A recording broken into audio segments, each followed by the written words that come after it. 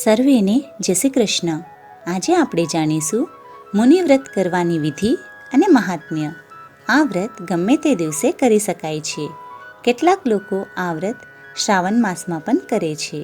કોઈ પણ સ્ત્રી પુરુષ નાત જાતના ભેદભાવ વગર આ વ્રત કરી શકે છે. વ્રત કરનારે એ દિવસે સૂર્યોદય થતાં પહેલાં મૌન લેવાનું અર્થાત બોલવાનું બંધ કરવાનું.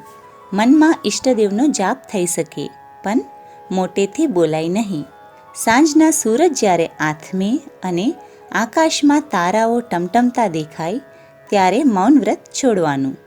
એ વખતે કોઈ વ્રત છોડાવનાર જોઈએ.